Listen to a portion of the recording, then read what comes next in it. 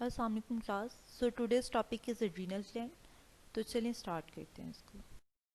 Adrenal gland, जैसे कि हम लोगों ने बात की थी कि आपके पास ट्रायंगुलर शेप का ग्लैंड होता है जो कि कहाँ पे प्रेजेंट होता है, किडनी के ऊपर प्रेजेंट होता है। ठीक है, जैसे आपको ये नज़र आ रहा है, आपके पास क्या है, ट्रायंगुलर शेप का ग्लैंड है जो कि कहाँ पे प्रेजेंट है, आपके पास किडनी के ऊपर प्रेजेंट है। ठीक है, तो आपके पास ये ट्रायंगुलर शेप का ग्लैंड है जो कि कहाँ पे प्रेजेंट है, किडनी के ऊपर प्रेजेंट है। इसके दो पार्ट्स होते हैं, जैसे ये इसका आउटर हिस्सा जो आपको वाइट कलर का नज़र आ रहा है, जो आपके पास राइट साइड पे डायग्राम आ रही है, इसका जो वाइट हिस्सा आपको नज़र आ रहा है वो आपके पास कॉर्टेक्स का है, जबकि अंदर वाला जो आपके पास ब्राउन कलर का हिस्सा नज़र आ रहा है वो आपके पास मेड्यूला का है।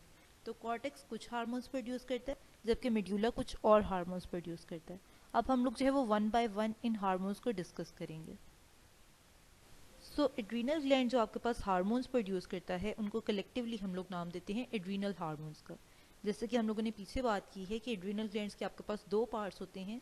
जो आउटर मोस्ट पार्ट है उसे हम लोग कॉर्टेक्स का नाम देते हैं, एड्रीनल कॉर्टेक्स कहते हैं, जबकि जो अंदर वाला हिस्सा होता है, जो मिड में होता है, उसे हम लोग एड्रीनल मेड्यूला का नाम देते हैं। सबसे पहले हम लोग जो है वो एड्रीनल मेड्यूला के हार्मोन्स की बात करते हैं, यानी कि जो आपके पास दरमियान में ब्राउन कलर का पार्ट आ रहा था, सेंट्रल जो पार्ट आ रहा था एड्रीनल ग्लैंड का, उसकी बात करते हैं। अब ये जो मेड्यूला है ये आपके पास दो तरह के हार्मोन प्रोड्यूस करता है। एक को हम लोग नाम देते हैं एड्रीनालिन का, दूसरा आपके पास है नॉन एड्रीनालिन।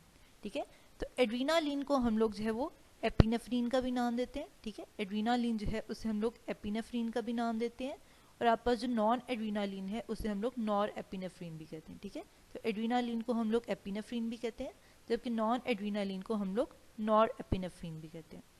अब इनका काम क्या होता है इन दोनों हार्मोन्स का, ये आपके पास सिंपैथेटिक नर्वस सिस्टम में काम करते हैं। सिंपैथेटिक नर्वस सिस्टम हम लोग पहले पढ़ चुके हैं, ये आपके पास पेरिफेरल नर्वस सिस्टम की टाइप है। पेरिफेरल नर्वस सिस्टम में ऑटोनॉमिक नर्वस सिस्टम की टाइप है, जो कि आपके पास फाइट और फ्लाइट की कंडीशन में एक्टिवेट होती है। यानी कि आपके पास जब एक्साइटेड फॉर्म आती है, जब आपके पास स्ट्रेस की फॉर्म या एक्साइटेड फॉर्म आती है, तो तब जो आपका नर्वस सिस्टम एक्टिवेट होता है वो आपके पास होता है सिंपैथेटिक नर्वस सिस्टम, जिसमें हम लोगों ने स्टडी किया था कि आपके पास क्या होता है, प्यूपिल्स डायलेट कर जाती हैं, आंखों की प्यूपिल्स डायलेट कर जाती हैं, हार्ट बीट फास्ट हो जाती है, ब्रीथिंग पैटर्न फास्ट हो जाता है, और आपकी डाइजेशन जो है वो डाउन हो जाती है। तो उसमें आपके पास कौन से हार्मोन्स काम कर रहे होते हैं सिंपैथेटिक नर्वस सिस्टम में, इन सारी चीज़ों को करवाने के लिए आपके पास एड्रीनालिन और नॉन एड्रीनालिन आपके पास काम कर रहे होते हैं। सबसे पहले हम लोग बात करते हैं एपिनेफ्रीन की, कि आपके पास एपिनेफ्रीन क्या काम करती है। ठीक है, एपिनेफ्रीन हम लोग कहते हैं, एपिनेफ्रीन क्या करता है कि आपके पास वेसल्स को डायलेट करवाता है। ठीक है, एपिनेफ्रीन का काम क्या है, इसने वेसल्स को डायलेट करवाना है। अब वेसल्स को कहाँ पे डायलेट करवाएगा, हम लोगों ने देखा था सिंपैथेटिक नर्वस सिस्टम में क्या हो रहा होता है, आपके पास हार्ट बीट फास्ट हो रही होती है। ठीक है, मस्कुलर एक्शन ज़्यादा हो रहा होता है, आपके पास ब्रीदिंग पैटर्न ज़्यादा हो रहा होता है। तो ये क्या करेगा, आपके पास एपिनेफ्रीन, ये आपके पास वेसल्स को डायलेट करवाएगा। कहाँ पे डायलेट करवाएगा, मसल्स के अंदर, आपके पास हार्ट के मसल्स के अंदर, इसके अलावा आपके पास जो स्केलेटल मसल्स हैं उनके अंदर। जिससे क्या होगा, आपके पास जितना आपके पास हार्ट जो है वो ब्लड पंप करेगा, उसको वो इतना ज़्यादा यूज़ करेगा, माइटोकॉन्ड्रिया को प्रोवाइड करेगा, वहाँ से आपके पास जो है उतनी ज़्यादा सेलुलर रेस्पायरेशन होगी, उतनी ज़्यादा एनर्जी प्रोड्यूस होगी, जो कि फिर कहाँ जाएगी, सारी की सारी फाइटिंग के अंदर यूज़ होगी। यानी कि एपिनेफ्रीन क्या कर रहा है, जितने भी आपके फंक्शंस जिनको स्टिमुलेट करवाना है वो कौन करवा रहा है, एपिनेफ्रीन करवा रहा है। किस तरह से करवा रहा है कि आपके पास वेसल्स को डायलेट कर देता है। इसी तरह से जो नॉर एपिनेफ्रीन है वो क्या करता है, वेसल्स को कॉन्ट्रैक्ट कर देता है, लेकिन अगेन स्पेसिफिक एरिया में। कहाँ पे करता है, आपके पास गट में करता है। हम लोगों ने सिंपैथेटिक नर्वस सिस्टम में देखा था कि आपके पास जहाँ हार्ट बीट ज़्यादा हो रही थी, आपके पास ब्रीदिंग पैटर्न ज़्यादा हो रहा था, प्यूपिल्स डायलेट हो रही थी, वहाँ पे आपका डाइजेशन लेवल कम हो रहा था। क्यों कम हो रहा था, ताकि जितनी भी एनर्जी है वो फाइट में यूज़ हो, डाइजेशन में आपके पास एनर्जी जो है वो यूज़ ना हो। ठीक है, उस एनर्जी को कंजर्व करके कहाँ पे यूज़ किया जा रहा था, फाइटिंग में यूज़ किया जा रहा था। तो आपके पास नॉर एपिनेफ्रीन क्या कर रहा है, आपके पास वेसल्स को आपके पास कॉन्ट्रैक्ट करवा रहा है। कौन सी वेसल्स को, गट की वेसल्स को। ठीक है, यानी कि जो आपका डाइजेस्टिव ट्रैक आ रहा है उसकी वेसल्स को कॉन्ट्रैक्ट करवा रहा है, ताकि आपके पास जो डाइजेशन का प्रोसेस है वो वापस इनहिबिट हो सके। तो ये दोनों आपके पास जो हार्मोन्स हैं ये मिलके क्या करते हैं, ब्लड प्रेशर को रेगुलेट करते हैं। जैसे एपिनेफ्रीन है, वापस क्या कर रहा था, वो वापस वेसल्स को डायलेट करवा रहा था।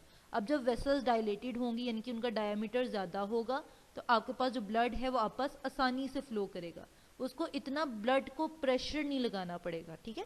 तो हम लोग कहते हैं कि आपस लो ब्लड प्रेशर आ जाता है। इसी तरह से नॉर एपिनेफ्रीन क्या करता है, वेसल्स को कॉन्ट्रैक्ट करवाता है, ठीक है, वेसल्स के डायमीटर को कम करवाएगा, ठीक है। तो आपके पास फिर ब्लड को गुजरने के लिए ज़्यादा प्रेशर रिक्वायर्ड होगा, तो हम लोग कहते हैं आपके पास ब्लड का प्रेशर जो है वो इंक्रीज करेगा।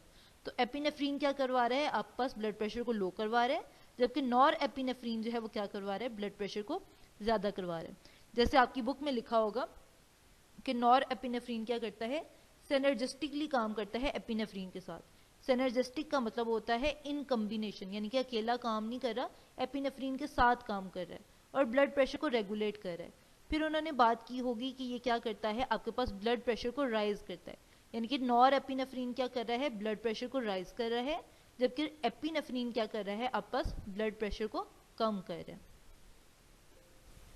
इसके अलावा अगर हम लोग ओवरऑल बात करें आपके पास मेड्यूला के हार्मोन्स की, तो वो क्या करते हैं, आपके जो ब्लड का ग्लूकोज लेवल है उसको ज़्यादा करते हैं, ठीक है। किस तरह से ज़्यादा करते हैं कि ग्लाइकोजन की कन्वर्जन करवाते हैं ग्लूकोज के अंदर, जो कि क्या करेगा, जैसे ही ग्लूकोज टूटेगा, हमें पता है सेलुलर रेस्पिरेशन में ग्लूकोज टूटता है, वो फिर क्या करता है, आपस 37 से 38 एटीपीज जो उनको प्रोड्यूस करता है। वो वाली एनर्जी फिर कहाँ पे यूज़ होगी, आपके पास फाइटिंग में यूज़ होगी। लेकिन इस प्रोसेस में ये क्योंकि सिंपैथेटिक नर्वस सिस्टम में हो रहा है, इसमें जो है डाइजेशन को इनहिबिट करवा दिया जाता है, ठीक है। तो जब डाइजेशन इनहिबिटेड होगी, सारी एनर्जी फाइटिंग में जा रही है, तो आपकी बॉडी को जल्दी एनर्जी की रिक्वायरमेंट होगी, यानी कि आपके पास भूख जो है वो जल्दी लगेगी। स्ट्रेस की कंडीशन में, एक्साइटमेंट में आपको जो है वो भूख जल्दी लग जाती है। तो ये क्या करवा रहा है, डाइजेशन को कम करवा रहा है, ठीक है, जिससे आपके पास जितनी भी एनर्जी थी वो आपस फाइटिंग में यूज होगी, जबकि आपके पास जो है वो फिर आपको जो है वो भूख की जो सेंसेशन है, यानी कि हंगर की जो सेंसेशन है वो आपके पास जल्दी आएगी। अच्छा जी, इसके अलावा हम लोग बात करते हैं कि अगर इन हार्मोन्स की ओवर स्क्रीशन हो जाए, यानी कि एपिनेफ्रीन और नॉर एपिनेफ्रीन की आपके पास ओवर स्क्रीशन हो जाए, तो ये क्या करते हैं, ब्लड प्रेशर को डिस्टर्ब कर देते हैं, ठीक है, डिस्टर्ब कर देते हैं। फॉर एग्जाम्पल जैसे एपिनेफ्रीन क्या कर रहा था, ब्लड प्रेशर को कम करवा रहा था, नॉर एपिनेफ्रीन क्या कर रहा था, ब्लड प्रेशर को ज़्यादा करवा रहा था। तो अब अगर आपके पास एपिनेफ्रीन ज़्यादा आएगा तो आपके पास ब्लड प्रेशर बहुत लो हो जाएगा, आपके पास नॉर एपिनेफ्रीन ज़्यादा आएगा तो आपके पास ब्लड प्रेशर बहुत ज़्यादा हाई हो जाएगा। तो इनकी ओवरस्क्रिशन क्या करी है, ब्लड प्रेशर को डिसरप्ट करेगी, ठीक है। इसके अलावा हम लोग बात करते हैं कि मेड्यूला के हार्मोन्स क्या करते हैं, आपको हेल्प करते हैं स्ट्रेस की कंडीशन को कोप करने के लिए, ठीक है, स्ट्रेस को बर्दाश्त करने के लिए आपकी हेल्प करते हैं। फॉर एग्जाम्पल बाहर बहुत सर्दी है तो आपस मेड्यूला के हार्मोन्स क्या करेंगे, आपके मेटाबॉलिक रेट को जो है वो फास्ट कर देंगे, ताकि क्या होगा, आपके अंदर मेटाबॉलिक हीट प्रोड्यूस हो। अब अगर ये मेड्यूला के पार्ट को बॉडी से रिमूव कर दिया जाए तो बॉडी जो है वो स्ट्रेस को कंट्रोल नहीं कर पाएगी, ठीक है, स्ट्रेस को कंट्रोल नहीं कर पाएगी, यानी कि जाहिर बात है इसने क्या करना था, आपके मेटाबॉलिक रेट को ज़्यादा करवाना था, हीट की प्रोडक्शन करवानी थी, ताकि बॉडी जो है वो कोल्ड को बर्दाश्त कर सके, ठीक है। तो अगर ये मेड्यूला के पार्ट को रिमूव कर दिया जाए तो यूजली क्या होता था, अगर सर्दी आती थी तो आपके पास मेड्यूला के हार्मोन्स की वजह से बॉडी हीट प्रोड्यूस करती थी, नॉर्मलाइज हो जाती थी। अब जब आपके पास मेड्यूला ही नहीं है तो उसके हार्मोन्स ही प्रोड्यूस नहीं होंगे, हार्मोन्स प्रोड्यूस नहीं होंगे तो मेटाबॉलिज्म ज़्यादा नहीं होगा, मेटाबॉलिज्म ज़्यादा नहीं होगा तो हीट की प्रोडक्शन नहीं होगी, जब हीट की प्रोडक्शन नहीं होगी तो आपकी बॉडी जो है वो आपके पास कोल्ड स्ट्रेस को बर्दाश्त नहीं कर पाएगी और वो कोलैप्स कर जाएगी, यानी कि अल्टीमेटली आपके पास बॉडी जब कोलैप्स कर जाती है तो आपके पास स्ट्रेस की वजह से डेथ भी हो सकती है। इसका एक्सपेरिमेंट किया गया रैट्स के ऊपर, यानी कि रैट्स के अंदर से उनकी किडनी के ऊपर से एड्रीनल ग्लैंड को रिमूव कर दिया गया, यानी कि एड्रीनल मेड्यूला को रिमूव कर दिया गया, जिसकी वजह से क्या हुआ, वो आपके पास सर्दी को बर्दाश्त नहीं कर पाए, कोल्ड स्ट्रेस को बर्दाश्त नहीं कर पाए और अल्टीमेटली उनकी डेथ हो गई। तो हम लोग कहते हैं मेड्यूला का आपके पास बहुत बड़ा रोल आ रहा होता है कि आप पास स्ट्रेस कंडीशन को कॉप करने के लिए, स्ट्रेस कंडीशन को बर्दाश्त करने के लिए आप पास मेड्यूला के हार्मोन्स जो हैं वो काम करते हैं। अच्छा जी, तो मेड्यूला के हार्मोन्स हम लोगों ने डिस्कस कर लिए हैं। हम लोग बात करते हैं एड्रीनल कॉर्टेक्स के हार्मोन्स की, यानी कि जो आपके पास एड्रीनल ग्लैंड का सबसे आउटर मोस्ट पार्ट आ रहा था, जो वाइट कलर का पार्ट आ रहा था, जो पेरिफ्री की तरफ, किनारे की तरफ आपके पास पार्ट आ रहा था, उसकी बात करते हैं, ठीक है। अब आपके पास जो कॉर्टेक्स के हार्मोन हैं ये सारे स्टीरॉयड्स इन नेचर हैं। स्टीरॉयड्स क्या होते हैं, लिपिड की एक किस्म है, जैसे कोलेस्ट्रोल होता है स्टीरॉयड इन नेचर है, जैसे बीटा कैरोटीन है स्टीरॉयड इन नेचर है, यानी कि इन हार्मोन्स की नेचर क्या होती है, स्टीरॉयड होती है, यानी कि आपस लिपिड इन नेचर होते हैं। पीछे हम लोगों ने जो डिफरेंट ग्लैंड्स के हार्मोन्स पढ़े थे वो वापस प्रोटीनेशियस इन नेचर थे, प्रोटीन्स के बने हुए थे, यानी कि अमाइनो एसिड या पॉलीपेप्टाइड या प्रोटीन के बने हुए थे। इसके हार्मोन क्या है, स्टीरॉयड इन नेचर है। इनको ओवरऑल नाम दिया जाता है कॉर्टिकोस्टीरॉयड्स का। अब जो आपके पास एड्रीनल कॉर्टेक्स है वो आपके पास 4 हार्मोन्स प्रोड्यूस करती है, जिनके फंक्शंस हम लोग वन बाय वन जो है वो डिस्कस करेंगे। सबसे पहले आपके पास आता है कॉर्टिसोल, दूसरा हार्मोन आपके पास आता है कॉर्टिकोस्टीरॉन, थर्ड आपके पास आता है एल्डोस्टीरॉन, और इसके बाद आपके पास आता है एंड्रोजन हार्मोन। सबसे पहले आपके पास जो हार्मोन है वो आपके पास है कॉर्टिसोल। ठीक है, कॉर्टिसोल बेसिकली क्या काम करता है, कॉर्टिसोल आपके पास ग्लूकोकॉर्कोइड के तौर पे काम करता है। ग्लूकोकॉर्कोइड का मतलब है ऐसी चीज जो आपके पास ग्लूकोज के लेवल को इंक्रीज करे, यानी कि कॉर्टिसोल क्या करता है, ब्लड ग्लूकोज लेवल को इंक्रीज करता है। ठीक है, तो आपके पास ब्लड ग्लूकोज लेवल को हम लोगों ने देखा था पेंक्रियाज में कौन इंक्रीज कर रहा था, ग्लूकागॉन इंक्रीज कर रहा था। ठीक है, पेंक्रियाज के हम लोगों ने 2 हार्मोन्स पढ़े थे, एक आपके पास था इंसुलिन, दूसरा आपके पास था ग्लूकागॉन। इंसुलिन क्या कर रहा था, ब्लड के ग्लूकोज लेवल को कम कर रहा था, शुगर लेवल को कम कर रहा था, जबकि ग्लूकागॉन क्या कर रहा था, ब्लड के शुगर लेवल को ज्यादा कर रहा था। तो कॉर्टिसोल भी क्या कर रहा है, ग्लूकोज लेवल को ज्यादा कर रहा है। तो आपके पास कॉर्टिसोल क्या है, इसका फंक्शन जो है वो आपस पैरेलल है ग्लूकागॉन के, लेकिन ऑपोजिट है इंसुलिन के, एंटागोनिस्टिक है इंसुलिन के। यानी कि इंसुलिन क्या कर रहा था, ग्लूकोज के लेवल को कम कर रहा था, ये क्या कर रहा है, ग्लूकोज के लेवल को ज्यादा कर रहा है, यानी कि दोनों एक दूसरे के एंटागोनिस्टिक हैं। कॉर्टिसोल और इंसुलिन एक दूसरे के एंटागोनिस्टिक हैं, एक दूसरे के ऑपोजिट काम कर रहे हैं। इंसुलिन क्या कर रहा था, शुगर लेवल को कम कर रहा था, कॉर्टिसोल क्या कर रहा है, ग्लूकोज के लेवल को ज्यादा कर रहा है। तो हम लोगों ने यही बात की है कि आपस एंटागोनिस्टिक है इंसुलिन के, जबकि पैरेलल है ग्लूकागॉन के। ये आपके पास ग्लूकोज लेवल को किस तरह से इंक्रीज करता है, ये आपके पास क्या करता है, प्रोटीन्स को कन्वर्ट करवाता है ग्लूकोज में। हम लोगों ने देखा था ग्लूकागॉन किस तरह से करवा रहा था कि ग्लाइकोजन से आपके पास ग्लूकोज की सिंथेसिस करवाता था। ठीक है, लेकिन ये क्या कर रहा है, ये किस तरह से ग्लूकोज के लेवल को ज्यादा कर रहा है कि प्रोटीन की कन्वर्जन करवा रहा है ग्लूकोज के अंदर, जिससे अल्टीमेटली क्या हो रहा है, ग्लूकोज का लेवल राइज कर रहा है। इसके बाद हम लोग दूसरे हार्मोन की बात करते हैं जो कि आपके पास है कॉर्टिकोस्टीरोन। ठीक है, कॉर्टिकोस्टीरोन बेसिकली आपके पास ग्लूकोकॉर्कोइड भी है और मिनरल कॉर्कोइड भी है, यानी कि ये ग्लूकोज के लेवल को भी ज्यादा करेगा और मिनरल्स के लेवल को भी ज्यादा करेगा। ठीक है, यानी कि ग्लूकोज को भी इंक्रीज कर रहा है और मिनरल्स को भी इंक्रीज कर रहा है। मिनरल्स जैसे आपके पास डिफरेंट आयंस आ जाते हैं, फॉर एग्जाम्पल सोडियम आयंस हैं, पोटाशियम आयंस हैं, मैग्नीशियम आयंस हैं, फेरिक आयंस हैं, इसके अलावा भी डिफरेंट आयंस आ जाते हैं। हमें पता है इन आयंस का बॉडी के अंदर डिफरेंट फंक्शन आ रहा है। ठीक है, जैसे कुछ आयंस आपके पास जो है वो कोफैक्टर के तौर पे, एक्टिवेटर के तौर पे काम करते हैं इंजाइम्स के लिए। इसी तरह से जैसे सोडियम और पोटाशियम आयंस हैं, इनका कहाँ पे रोल आ रहा था, आपके पास नर्व इम्पल्स के अंदर आ रहा था, यानी कि कोऑर्डिनेशन में काम कर रहे हैं, नर्व इम्पल्स को कैरी करने के लिए आपके पास हेल्प आउट कर रहे हैं। इसी तरह से थर्ड हार्मोन आपके पास आ जाता है एल्डोस्टीरॉन। ठीक है, एल्डोस्टीरॉन का बेसिकली काम है आपके पास मिनरल कॉर्कोइड के तौर पे, यानी कि ये मिनरल्स के लेवल को ज्यादा करवा रहा है। ठीक है, आपका आयनिक बैलेंस कर रहा है, मिनरल्स के लेवल को ज्यादा करवा रहा है। स्पेशली इसका कहाँ पे काम है, सोडियम आयंस को ज्यादा करवाने में। ठीक है, ये हम लोगों ने पढ़ा था चैप्टर नंबर 15 के अंदर, जब हम लोगों ने काउंटर करंट मैकेनिज्म जो है उसको डिस्कस किया था, नेफ्रॉन का स्ट्रक्चर डिस्कस किया था किडनी के अंदर। तो हम लोगों ने बात की थी जो उसकी असेंडिंग लूप होती है, लूप ऑफ हेनले में जो असेंडिंग लूप होती है और जो डिस्टल टिब्यूल्स होती हैं, उसमें क्या करता है, एल्डोस्टीरॉन आपके पास काम करता है और उधर से एक्टिवली सोडियम को लेता है और ब्लड के अंदर जो है वो ऐड करता है। यानी कि ये क्या कर रहा है, ब्लड का ऑस्मोटिक ग्रेडियंट जो है उसको इंक्रीज कर रहा है। जैसे इस डायग्राम में देखें, ये आपके पास जो आ रही है, ये आपस ऊपर की तरफ जो जा रही है, ये आपस असेंडिंग लूप है और आपस डिस्टिल ट्यूब्यूल्स आ रही हैं उससे आगे। ठीक है, तो इसके अंदर ये काम करेगा, यहाँ से आपस सोडियम को लेगा और किडनी इंटरस्टिशियम के अंदर एंटर कर देगा, यानी कि ब्लड का आपके पास सोडियम लेवल जो है उसको इंक्रीज कर रहा है।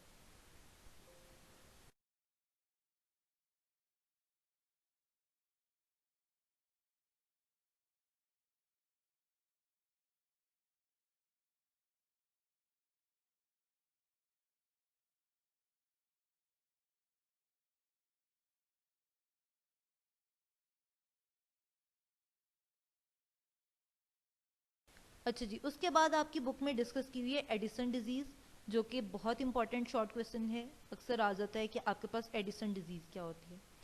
हम लोग कहते हैं कि जो अभी हम लोगों ने कॉर्टेक्स के हार्मोन्स डिस्कस किए हैं, अगर कॉर्टेक्स डैमेज हो जाए, ठीक है, कॉर्टेक्स डैमेज हो जाए, उसके हार्मोन्स प्रोड्यूस ना हो, तो फिर आपके पास क्या होता है, एडिसन डिजीज आ जाती है।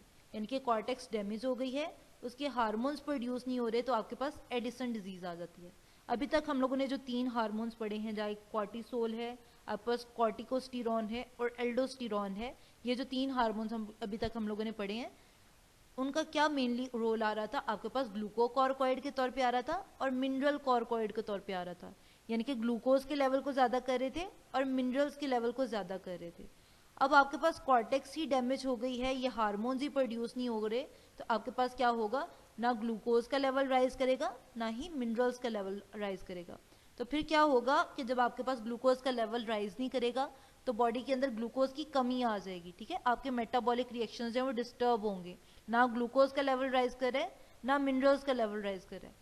ग्लूकोज जब आपके पास अवेलेबल होता है, वही आपके पास ब्रेक डाउन करता है, इंसुलिन की मदद से आप पास ब्रेक डाउन करेगा, फिर अल्टीमेटली आपके पास सेलुलर रेस्पायरेशन में जाएगा, आपके पास वहां से 37 से 38 एटीपीज जो है वो प्रोड्यूस होंगी, ठीक है। इसी तरह से मिनरल्स क्या कर रहे थे, आप पास डिफरेंट फंक्शंस परफॉर्म कर रहे थे। तो जब आपके पास ग्लूकोज अवेलेबल नहीं होगा, मिनरल्स अवेलेबल नहीं होंगे, तो आपके पास डिफरेंट मेटाबॉलिक रिएक्शंस जो है वो डिस्टर्ब हो जाएंगे। लाइक एनर्जी प्रोड्यूस नहीं हो रही बॉडी के अंदर, इम्पल्सेस कंडक्ट नहीं हो रही, डिफरेंट इंजाइमेटिक रिएक्शंस नहीं हो रहे, यानी कि आपके जितने भी मेटाबॉलिक रिएक्शंस हैं वो क्या हो गए हैं, डिस्टर्ब हो गए हैं। किसकी वजह से, ग्लूकोकॉर्कोइड एक्टिविटी ना होने की वजह से, मिनरल कॉर्कोइड एक्टिविटी ना होने की वजह से। यानी कि ग्लूकोज का लेवल भी फॉल कर जाएगा, मिनरल्स का लेवल भी फॉल कर जाएगा। तो बॉडी के अंदर क्या होता है, ग्लूकोज का लेवल भी फॉल कर जाता है और मिनरल्स का लेवल भी फॉल कर जाता है, ठीक है। जिसकी वजह से क्या होता है, आपके पास मस्कुलर एक्शन जो है वो लॉस हो जाता है, ठीक है। हम लोगों ने देखा था कि आपके पास जब नर्व इम्पल्स कंडक्ट होती है, तो उसके अंदर डिफरेंट आयंस का रोल आ रहा था, या लाइक सोडियम आयंस का आ रहा था और आपके पास पोटेशियम आयंस का आ रहा था। अब आपकी बॉडी के अंदर आयंस की कमी आ रही है, यानी कि मिनरल्स की कमी आ रही है, मिनरल कॉर्कोइड एक्टिविटी नहीं है, तो जाहिर बात है आपस इम्पल्स जो है वो ठीक तरह से कंडक्ट नहीं हो पाएगी। तो मसल्स ने कब कॉन्ट्रैक्ट करना होता था, जब उसके पास जो है वापस इम्पल्स आती थी, जब उसके पास मैसेज आता था। यानी कि इफेक्टर्स के पास जो है वो कहाँ से मैसेज आता था, आपके ब्रेन से मैसेज आता था, तो वो क्या करते थे, आपस कॉन्ट्रैक्शन और रिलैक्सेशन करते थे। अब जब इम्पल्स ही नहीं आ रही, तो आपके पास जो है वो मस्कुलर एक्शन जो है वो लॉस हो जाएगा, यानी कि मसल जो है वो कॉन्ट्रैक्ट और रिलैक्स नहीं कर पाएंगे। तो हम लोग कहते हैं कि इस केस में क्या होता है, मसल्स जो है वो वीक हो जाते हैं। किस वजह से वीक हो रहे हैं, क्योंकि आयनिक इनबैलेंस हो रहा है, यानी कि आयंस अवेलेबल नहीं है, इम्पल्स कंडक्ट करने के लिए आयंस ही अवेलेबल नहीं है। तो इस केस में क्या होता है, बॉडी जो है वापस स्ट्रेस को हैंडल नहीं कर पाती, ठीक है, कोई भी अगर स्ट्रेस की सिचुएशन आ जाती है उसको हैंडल नहीं कर पाती, और बॉडी जो है वो कोलैप्स कर जाती है, ठीक है, उस चीज को बर्दाश्त नहीं कर पाती, इस वजह से कोलैप्स कर जाती है और अल्टीमेटली पर्सन की डेथ हो जाती है। तो एडिसन डिजीज किस वजह से आ रही है, कॉर्टेक्स के डैमेज होने की वजह से आ रही है, जिसमें आपके पास कॉर्टेक्स के हार्मोन्स प्रोड्यूस नहीं हो रहे, ना आपके पास ग्लूकोज का लेवल ज्यादा होगा, ना ही मिनरल्स का लेवल आपके पास ज्यादा होगा। तो आपके पास ग्लूकोज की भी कमी आ जाएगी और मिनरल्स की भी कमी आ जाएगी, जिसकी वजह से डिफरेंट बॉडी फंक्शंस जो है वापस डिस्टर्ब हो जाएंगे। तो आपके पास ये डिजीज किस वजह से आ रही थी, एडिसन डिजीज, कि आपके पास कॉर्टेक्स का जो पार्ट था, ये जो आपको व्हाइट कलर का पार्ट नजर आ रहा है, जो आउटर मोस्ट पार्ट है एड्रीनल ग्लैंड का, यानी कि जो आपके पास इसकी पेरिफेरी पे आ रहा है, उसको आपके पास जो है वो डैमेज हो गया था, ठीक है। अब जो नेक्स्ट डिजीज हम लोगों ने पढ़नी है, कुशिंग डिजीज, उसमें क्या होगा, इन हार्मोन्स की ओवरस्क्रीशन होगी, यानी कि जो कॉर्टेक्स के हार्मोन है वो ओवरस्क्रीट होंगे, ठीक है। तो उसकी वजह से आपके पास जो है वो डिफरेंट मेटाबॉलिक जो रिएक्शंस हैं वो डिस्टर्ब होंगे। तो चलिए हम लोग उसको डिस्कस करते हैं। अच्छा जी, कुशिंग डिजीज में हम लोग बात करते हैं कि कुशिंग डिजीज किस वजह से आ रही है, आपके पास एड्रीनल हार्मोन्स की ओवरस्क्रीशन की वजह से, यानी कि जो कॉर्टेक्स के हार्मोन्स हैं वो आपके पास ओवरस्क्रीट हो रहे हैं। एडिसन डिजीज में क्या था, वो आपके पास स्क्रीट नहीं हो रहे थे, वो डैमेज थी कॉर्टेक्स, जिसकी वजह से वो हार्मोन स्क्रीट नहीं हो रहे थे। अब इस डिजीज में क्या हो रहा है, उनकी ओवरस्क्रीशन हो रही है, यानी कि जरूरत से ज्यादा वो जो है वो प्रोड्यूस हो रहे हैं।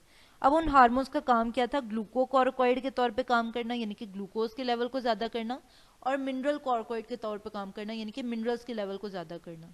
अब जब इनकी स्क्रीशन ज्यादा होगी, तो ग्लूकोज का लेवल भी आपके पास जरूरत से ज्यादा आ जाएगा, इसी तरह से मिनरल्स का लेवल भी आपके पास जरूरत से ज्यादा आ जाएगा, ठीक है। यानी कि आपके पास जो है वो ग्लूकोकॉर्कोइड एक्टिविटी भी ज्यादा हो रही है और आपके पास मिनरल कॉर्कोइड एक्टिविटी भी ज्यादा हो रही है। अब इससे हो गया क्या, ठीक है, आपके पास क्या करना था, आपके पास जो डिफरेंट हार्मोन्स आ रहे थे, लाइक कोर्टिसोल आ रहा था, आपके पास कॉर्टिकोस्टेरॉन आ रहा था, जिन्होंने क्या करना था, ग्लूकोकॉर्टिकॉइड का काम करना था, ग्लूकोज के लेवल को ज्यादा करना था। किस तरह से ज्यादा कर रहे थे कि प्रोटीन्स को लेके ग्लूकोज के अंदर कन्वर्ट करवा रहे थे। अब इन्होंने आपके पास ओवर एक्टिविटी करनी है, प्रोटीन्स को पकड़ना है, ग्लूकोज के अंदर कन्वर्ट करवा देना है। अब जब इनकी ओवर स्क्रीशन हो रही है, इनको कहीं से प्रोटीन नजर नहीं आ रहा, तो ये क्या करेंगे, आपकी बोन्स के अंदर से, आपके मसल्स के अंदर से प्रोटीन लेके उसको ग्लूकोज के अंदर कन्वर्ट करवाना शुरू कर देंगे, ताकि ब्लड का ग्लूकोज लेवल जो है वो इंक्रीज कर जाए। जिससे क्या होगा, अल्टीमेटली मसल्स और बोन्स जो है वो वीक कर जाएंगी। ठीक है, इन्होंने क्या किया, प्रोटीन्स को कन्वर्ट करवाना था ग्लूकोज के अंदर। जब इनको कहीं से प्रोटीन्स नहीं मिलेंगे, आपके पास ग्लूकोकॉर्टिकॉइड एक्टिविटी ज्यादा हो रही है, ओवर स्क्रीशन ज्यादा हो रही है, तो ये क्या करेंगे, प्रोटीन्स जो मसल्स के अंदर प्रेजेंट है, बोन्स के अंदर प्रेजेंट है, उसको पकड़ेंगे और पकड़ के उसको ग्लूकोज के अंदर जो है वो कन्वर्ट करवा देंगे। जिससे क्या होगा, मसल्स और बोन्स जो है वापस वीक हो जाएंगी। जब वीक हो जाएंगी तो आपके पास क्या होगा, आपके पास उसने किस में कन्वर्ट करवाया, प्रोटीन्स और ग्लूकोज को, उसने जो है वो प्रोटीन्स को किस में कन्वर्ट करवाया, आपके पास ग्लूकोज के अंदर। जब ग्लूकोज के अंदर कन्वर्ट करवाया है, तो आपके पास जो ब्लड का ग्लूकोज लेवल है, जो शुगर लेवल है, वो आपके पास ज्यादा हो जाएगा। तो आपके पास डायबिटीज लाइक कंडीशन आ जाएगी। डायबिटीज नहीं होगी, लेकिन डायबिटीज लाइक कंडीशन आ जाएगी। डायबिटीज में भी क्या होता है, शुगर लेवल राइज कर रहा होता है, लेकिन वो किस वजह से थी, वो आपके पास इंसुलिन की कमी की वजह से थी। यानी कि इंसुलिन क्या कर रहा था, ब्लड ग्लूकोज को तोड़ रहा था। ठीक है, ब्लड ग्लूकोज लेवल को कम कर रहा था। ये किस वजह से आ रही है, ये आपस एड्रीनल हार्मोन की ओवर स्क्रीशन की वजह से आ रही है, यानी कि ग्लूकोकॉर्टिकॉइड एक्टिविटी के ज्यादा होने की वजह से आ रही है। ग्लूकोज है वो ज्यादा प्रोड्यूस हो रहा है, उस वजह से आ रही है। तो आपके पास डायबिटीज लाइक कंडीशन जो है वो प्रिवेल करेगी, यानी कि आपके पास जो ब्लड का ग्लूकोज लेवल है वो आपके पास इंक्रीज कर जाएगा कुशिंग डिजीज में। जिससे फिर अल्टीमेटली क्या होगा, बॉडी के डिफरेंट फंक्शंस जो है वापस डिस्टर्ब होंगे। इसके बाद जो है हम लोग लास्ट हार्मोन जो है वो कॉर्टेक्स का डिस्कस करते हैं, जो कि आपके पास है एंड्रोजन हार्मोन। अब ये एंड्रोजन हार्मोन क्या करता है, ये आपके पास सेकेंडरी मेल कैरेक्टर्स को कंट्रोल करता है। ठीक है, सेकेंडरी मेल कैरेक्टर्स कौन से होते हैं, प्राइमरी मेल कैरेक्टर क्या है, स्पर्म्स की प्रोडक्शन। तो सेकेंडरी मेल कैरेक्टर क्या है, जो आपके पास सेकेंडरी चीजें आ जाती हैं। सेकेंडरी चीजें कौन कौन सी हो सकती हैं, लाइक जो मेल्स होते हैं उनकी वॉइस जो है वो हैवी होती है। ठीक है, भारी आवाज होती है। क्यों भारी होती है, कि उनका लेरिक्स जो है, जो वॉइस बॉक्स है, वापस इनलार्ज कर जाता है। उसको इनलार्ज कौन करवाएगा, आपके पास एंड्रोजन हार्मोन करवाएगा। ठीक है, तो फीमेल्स के मुकाबले में उनका लेरिक्स जो है वापस इनलार्ज कर जाता है, जिसकी वजह से उनकी वॉइस जो वापस डीप आती है। इसी तरह से आपके पास मेल्स जो होते हैं उनकी बॉडी पे भी हेयर्स आते हैं और उनके फेस पे भी हेयर्स आते हैं, यानी कि आप पास उनकी बियर्ड भी आती है और उनकी चेस्ट के ऊपर भी बाल होते हैं। ठीक है, फीमेल्स में चेस्ट के ऊपर बाल नहीं होते, मेल्स के अंदर जो है वो चेस्ट के अंदर बाल, ऊपर जो है वो बाल होते हैं। इसी तरह से फीमेल्स की जो है वो बियर्ड नहीं आती, मेल्स की आती है। तो ये आपके पास सेकेंडरी मेल कैरेक्टर है, जो कौन करवा रहा है, आपके पास एंड्रोजन हार्मोन करवा रहा है। इसी तरह से आपके पास जो मेल्स हैं उनकी चेस्ट और शोल्डर का जो एरिया है वो आपस ब्रॉड होता है, चौड़ा होता है, यानी कि उनकी चेस्ट जो है वो डेवलप्ड होती है, ज्यादा चौड़ाई में होती है, डायमीटर उसका ज्यादा होता है as compare to their pelvic region, यानी कि नीचे वाले हिस्से के मुकाबले में आपके पास उनकी जो चेस्ट है वो आपस ब्रॉड हो रही होती है। जबकि फीमेल्स के केस में ऐसा नहीं होता। तो ये आपके पास क्या है, ये भी आपके पास सेकेंडरी मेल कैरेक्टर है। इसी तरह से आपके पास जो है वो मेल्स के अंदर क्या होता है, मसल्स डिवेलप करते हैं। ठीक है, जैसे आप लोग देखते हैं मेल्स जब एक्सरसाइज करते हैं, जिम जाते हैं, तो अल्टीमेटली क्या होती है, उनकी बॉडी जो है वो डिवेलप करना शुरू कर देती है, उनके बाइसेप्स डिवेलप करना शुरू करते हैं, वो आपके पास बॉडी बिल्डिंग स्टार्ट कर देते हैं। जबकि फीमेल्स जितना मर्जी जिम जाएं तो उनके मसल्स डिवेलप नहीं करते। कुछ आप लोग रेसलर देखते हैं, फीमेल्स उनके मसल डिवेलप किए होते हैं, वो किस तरह से करते हैं, वो डिफरेंट इंजेक्शंस यूज करती हैं, जिसकी वजह से उनके जो है वो मसल्स इस तरह से स्वॉलन होते हैं। ठीक है, डिवेलप किए होते हैं। तो नेचुरली फीमेल्स के अंदर ऐसे मसल्स जो है वो डेवलप नहीं करते। ये कौन करवा रहा है, मेल्स के अंदर एंड्रोजन हार्मोन करवा रहा है, जो कि आपके पास क्या है, सेकेंडरी मेल कैरेक्टर है। ठीक है, तो इसी तरह से अगर मेल्स देखें तो मेल्स की जो हाइट है वो आपस ज्यादा होती है एज कम्पेयर टू फीमेल्स, यानी कि इंक्रीज इन स्टेचर करवा रहा है, आपस कौन करवा रहा है, एंड्रोजन हार्मोन करवा रहा है। इसी तरह से आपके पास है वो जो मेल्स होते हैं उनके अंदर स्वेट भी ज्यादा प्रोड्यूस होता है, आपके पास स्लाइवा के ग्लैंड्स भी ज्यादा होते हैं और ऑयल ग्लैंड्स भी ज्यादा होते हैं। ठीक है, एज कम्पेयर टू फीमेल्स। तो ये सारे इसके सारे आपके पास क्या हैं, ये आपके पास सेकेंडरी मेल कैरेक्टर है, जो कि कौन करवा रहा है, आपस एंड्रोजन हार्मोन करवा रहा है, जो कि आपस कॉर्टेक्स का हार्मोन है। अब ये जो कॉर्टेक्स का हार्मोन है, जो एंड्रोजन हार्मोन है, वो कहाँ से स्क्रीट हो रहा है, कॉर्टेक्स की इनर मोस्ट जो एरिया है, यानी कि सबसे अंदर वाला एरिया जहां से आगे जो है वो मेड्यूला स्टार्ट होता है, वहाँ से आपके पास जो है एंड्रोजन हार्मोन स्क्रीट हो रहा होता है। तो अगर इस हार्मोन के अंदर, इस एरिया के अंदर जो आपके पास लाइनिंग है जहाँ से आपके पास एंड्रोजन हार्मोन स्क्रीट हो रहा है, उसके अंदर कोई ट्यूमर आ जाए, ठीक है, ट्यूमर आ जाए तो क्या होगा, इसकी ओवर स्क्रीशन स्टार्ट हो जाएगी।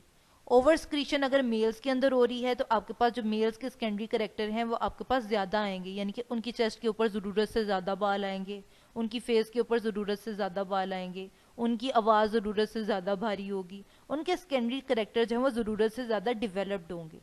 लेकिन अगर फीमेल्स के अंदर इसकी स्क्रीशन ज़्यादा आ जाए तो फिर क्या होता है, उनके अंदर मेल लाइक करेक्टर्स आना शुरू हो जाते हैं। लाइक उनकी बॉडी के ऊपर जो है वो हेयर्स डेवलप करना शुरू कर देते हैं, उनकी जो है वो बियर्ड डेवलप होना शुरू हो जाती है, उनकी आवाज़ जो है वापस डीप होना शुरू हो जाती है, यानी कि उनके अंदर जो है वो सेकेंडरी मेल करेक्टर्स जो है वापस डेवलप करना शुरू कर देते हैं। तो ये आपके पास था एड्रीनल ग्लैंड। नेक्स्ट हम लोग करते हैं गट के हार्मोन्स को। अच्छा जी, तो गट कहते हैं हम लोग डाइजेस्टिव ट्रैक को, ठीक है। गट के अंदर आपके पास है वो पूरे डाइजेस्टिव ट्रैक में हम लोग दो चीज़ों को डिस्कस करेंगे, एक तो स्टमक को डिस्कस करेंगे, देन हम लोग इंटेस्टाइन को डिस्कस करेंगे। तो सबसे पहले जो आपके पास उन्होंने हार्मोन दिया हुआ है वो आपके पास है गैस्ट्रिन हार्मोन, जो कि आपके पास स्टमक से रिलीज होता है। स्टमक के कौन से एरिया से रिलीज होता है, आपके पास पायरोलिक रीजन से, ठीक है। पायरोलिक रीजन कौन सा आ रहा है, ये स्टमक को देखें तो इसका जो एंड वाला रीजन है ये आपस आ रहा है पायरोलिक रीजन, ठीक है। जो एंड वाला रीजन है वापस कौन सा आ रहा है, वापस पायरोलिक रीजन आ रहा है, ठीक है। तो पायरोलिक रीजन की म्यूकस मेम्ब्रेन से आपके पास क्या आ रहा है, आपके पास गैस्ट्रिन आ रहा है, ठीक है। आपके पास म्यूकस मेम्ब्रेन से क्या स्क्रीट हो रहा है, आपके पास गैस्ट्रिन स्क्रीट हो रहा है, ठीक है। गैस्ट्रिन कब स्क्रीट होता है, जब स्टमक के अंदर प्रोटीन वाली फूड आती है, ठीक है। प्रोटीन वाली फूड आएगी, प्रोटीन वाली जब फूड आएगी तो आपके पास जब वो पायरोलिक एंड के पास जाएगी तो आपके पास क्या होगा, पायरोलिक एंड के म्यूकस मेम्ब्रेन से आपके पास क्या रिलीज होगा, गैस्ट्रिन हार्मोन रिलीज होगा, जो कि क्या करवाएगा, स्टमक की वॉल के ऊपर एक्ट करेगा, ठीक है। और वहां से क्या करेगा, आपके पास गैस्ट्रिक जूस है उसकी प्रोडक्शन करवाएगा, ठीक है। गैस्ट्रिक जूस की प्रोडक्शन करवाएगा। अब गैस्ट्रिक जूस आप लोगों को पता है, आप लोगों ने फर्स्ट ईयर में पढ़ा था कि आपके पास डिफरेंट गैस्ट्रिक ग्लैंड्स होते हैं जो स्टमक की वॉल के अंदर प्रेजेंट होते हैं, ठीक है। गैस्ट्रिक ग्लैंड्स के अंदर क्या आते हैं, तीन तरह के सेल्स आते हैं। एक आपके पास होते हैं चीफ सेल्स, जिन्हें हम लोग जिग्मोजन सेल्स का भी नाम देते हैं, जो कि पेप्सिनोजन को स्क्रीट करते हैं। दूसरे आपके पास होते हैं पैराइटल सेल्स, जिनको हम लोग ऑक्जेंटिक सेल्स का भी नाम देते हैं, जो कि क्या करते हैं, HCl को स्क्रीट करते हैं। तीसरे आपके पास होते हैं म्यूकस सेल, जो कि म्यूकस को स्क्रीट करते हैं। तो ये तीनों मिलके आपके पास जो है वो गैस्ट्रिक जूस की प्रोडक्शन करते हैं, यानी कि तीनों को मिला के हम लोग गैस्ट्रिक जूस का नाम देते हैं, ठीक है। पेप्सिनोजन आपके पास हार्मोन है जिसने क्या करना है, पेप्सिन के अंदर कन्वर्ट होना है और आपके पास प्रोटीन्स के ऊपर काम करना है। पेप्सिन के अंदर कैसे कन्वर्ट होगा कि आपके पास जो HCl स्क्रीट हुआ है ऑक्जेंटिक सेल से, उसने पेप्सिनोजन के ऊपर काम किया और इसको जो है वो कन्वर्ट करवा दिया आपके पास पेप्सिन के अंदर। अब एक तो ये आपके पास HCl क्या कर रहा है, उसको पेप्सिन के अंदर कन्वर्ट करवा रहा है। दूसरा क्या कर रहा है, जो आपके पास स्टमक की pH है उसको एसिडिक कर रहा है, यानी कि 2 pH कर रहा है, ठीक है। तो हमें पता है पेप्सिन जो है वापस 2 pH के ऊपर काम करता है, एसिडिक pH के ऊपर काम करता है। तो आपके पास जब भी प्रोटीन वाली फूड आएगी तो उसके रिजल्ट में क्या प्रोड्यूस होगा, गैस्ट्रिन प्रोड्यूस होगा, जो कि क्या करेगा, आपके पास जो गैस्ट्रिक ग्लैंड है उससे उसकी स्क्रीशन करवाएगा, यानी कि गैस्ट्रिक जूस की प्रोडक्शन करवाएगा, जिससे क्या होगा, आपके पास पेप्सिन प्रोड्यूस होगा और वो आपके पास प्रोटीनेशियस फूड के ऊपर एक्ट करेगा और उसकी ब्रेक डाउन करेगा, ठीक है। पेप्सिन जो है वो क्या करता है, प्रोटीन की ब्रेक डाउन करता है। तो आपके पास गैस्ट्रिन हार्मोन क्या कर रहा है, आपके पास जो है वो गैस्ट्रिक जूस की प्रोडक्शन को ज्यादा करवा रहा है, जो कि प्रोटीनेशियस फूड के ऊपर एक्ट कर रही है और उसकी ब्रेक डाउन करवा रही है। इसके बाद जो सेकेंड हार्मोन उन्होंने दिया हुआ है गट के अंदर वो आपके पास है सेक्रेटिन हार्मोन। तो हम लोगों ने पीछे देखा था स्टमक के अंदर आपके पास डाइजेशन हो रही थी, उसके अंदर एसिडिक pH आ रही थी। तो स्टमक से बिल्कुल आगे आपके पास उन्होंने पार्ट दिखाया होता है डूडिनम का, ठीक है, जो कि आपके पास स्मॉल इंटेस्टाइन का पार्ट है। स्मॉल इंटेस्टाइन को हम लोग 3 पार्ट्स में डिवाइड करते हैं, एक है डूडिनम, दूसरा जूजिनम और फिर आपके पास इलियम आती है। तो जैसे ही आपके पास फूड जो है स्टमक से डूडिनम में जाती है तो आपके पास, क्योंकि स्टमक के अंदर एसिडिक pH थी, तो आपके पास जो इंटेस्टाइन में फूड एंटर हुई है उसकी एसिडिक pH है, ठीक है। तो जैसे ही एसिडिक pH डूडिनम के अंदर एंटर होती है तो वहां से आपके पास क्या स्क्रीट होता है, आपके पास जो है वो सेक्रेटिन हार्मोन स्क्रीट होता है, ठीक है। सेक्रेटिन हार्मोन फिर क्या करेगा, आपके पास पेंक्रियाज से पेंक्रियाटिक जूस को स्क्रीट करवाएगा और आपके पास लिवर से बाइल की प्रोडक्शन करवाएगा, ठीक है। आपके पास क्या करवाएगा, आपके पास पेंक्रियाटिक जूस की सिक्रीशन करवाएगा और बाइल की प्रोडक्शन करवाएगा, ताकि उसके अंदर जो भी फूड आ रही है उसकी डाइजेशन हो सके। ठीक है, अभी हम लोग देखते हैं कि आपके पास कौन कौन से एंजाइम जो है आपके पास रिलीज होते हैं। जैसे कि यहाँ पे आप लोग देखें, ये जो ग्रीन कलर का आपको पेंक्रियाज का पार्ट नजर आ रहा है, ये आपके पास कौन सा है, इसका एक्सोक्राइन पार्ट है। ठीक है, ये आपके पास इसका एक्सोक्राइन पार्ट है जो मैंने हाईलाइट किया हुआ है। हम लोग इसके एंडोक्राइन पार्ट को पीछे आइलेट्स ऑफ लैंगरहैंस में जो है वो डिस्कस कर चुके हैं। वो हार्मोन्स प्रोड्यूस करता था, अब उसको यहाँ पे डिस्कस नहीं कर रहे, एंडोक्राइन पार्ट को डिस्कस नहीं कर रहे, यहाँ पे एक्सोक्राइन पार्ट को डिस्कस कर रहे हैं, जो डक्ट वाला पार्ट है, जो आपके पास एंजाइम्स की प्रोडक्शन करता है। इसके यहाँ पे जो आपके पास सेल्स आ रहे हैं, नीचे जो थैलियां सी आ रही हैं जो डक्ट के साथ लिंक्ड हैं, वो क्या करती हैं, आपके पास एंजाइम की प्रोडक्शन करती हैं। कौन से एंजाइम, फॉर एग्जांपल लाइपेजेस जो कि लिपिड की ब्रेक डाउन करते हैं, प्रोटीएजेस जो प्रोटीन्स की ब्रेक डाउन करते हैं, आरएनएजेस और डीएनएजेस जो कि क्या करते हैं, न्यूक्लियोटाइड्स की ब्रेक डाउन करते हैं। तो डिफरेंट एंजाइम्स की सिक्रीशन करवाएंगे जो कि डिफरेंट कंपोनेंट्स ऑफ फूड को डाइजेस्ट करेंगे। ठीक है, तो ये पेंक्रियाटिक सिक्रीशंस कहाँ पे जा रही हैं, आपके पास डायरेक्टली इंटेस्टाइन में जा रही है। यहाँ पे देखें तो आपके पास डक्ट कहाँ पे खत्म हो रही है, आपके पास डूडिनम के अंदर खत्म हो रही है। तो ये आपके पास डायरेक्टली कहाँ जा रही है, डूडिनम के अंदर जा रही है, और डूडिनम के अंदर आपके पास जो है वो रोल प्ले करेंगी। इसी तरह से ऊपर से देखें, ऊपर से जो आपके पास डक्ट आ रही है वो कौन सी आ रही है, जो लिवर से आ रही है। ये लिवर वाली डक्ट हम लोग अगली डायग्राम में भी देखेंगे। तो लिवर से जो डक्ट आ रही है वो क्या करेगी, वापस बाइल की प्रोडक्शन जो है वो आपके पास बाइल को कैरी करके डूडिनम के अंदर लेके आएगी। तो बाइल का काम क्या होता है, इसका काम होता है कि इसने लिपिड्स को इमल्सिफाई करना है। ठीक है, लिपिड की डाइजेशन के अंदर इसका रोल आएगा, लिपिड्स को इमल्सिफाई करेगा। जैसे कि इस डायग्राम में आप लोग देखें तो आपके पास है वो ग्रीन कलर की डक्ट आपके पास पेंक्रियाज से आ रही है। ठीक है, इसी तरह से ऊपर लिवर से देखें तो आपके पास जो स्वॉलन पार्ट है वो आपके पास बाइल है, और उससे भी आपके पास जो वो डक्ट आ रही है पेंक्रियाज में, और अल्टीमेटली कहाँ पे जा रही है, डूडिनम के अंदर।